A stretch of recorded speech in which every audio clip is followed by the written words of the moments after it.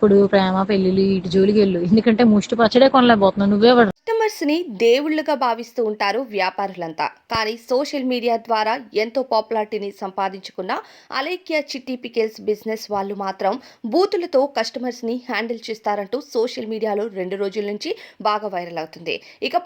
ఇక అక్కా చెల్లెల్లో ఒకరు రెస్పాండ్ అవుతూ ఎప్పుడు కూడా స్టోరీని మిస్లీడ్ చేస్తూ ఒకే వైపు చూడొద్దు, రెండో వైపు చూస్తేనే నిజం ఏంటి అన్నది బయటకొస్తుంది అంటూ సమాధానం చెప్పారు. అయితే అలేఖ్య చిట్టి పికిల్స్ సోషల్ మీడియాలో చేసిన ప్రమోషన్స్ లో భాగంగా ఈ పికిల్స్ బిజినెస్ బాగా రన్ అయింది. అయితే కాస్ట్లు చాలా ఎక్కువగా ఉన్నాయి అంటూ కస్టమర్ అడిగిన ప్రశ్నకు గాను వాళ్ళిచ్చిన సమాధానం అంటే వాయిస్ ఓవర్ బయటికి వచ్చింది.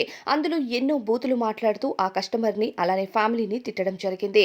అయితే కస్టమర్ అడిగిన దానిలో ఏదైనా తప్పుంటే తిట్టినా ఓకే, కానీ కస్టమర్ ఎందుకు రేట్లు ఎక్కువ ఉన్నాయి అని అడిగిన ప్రశ్నకు వాళ్ళిచ్చిన సమాధానం మాత్రం నిజంగానే చాలా ఘోరంగా ఉంది.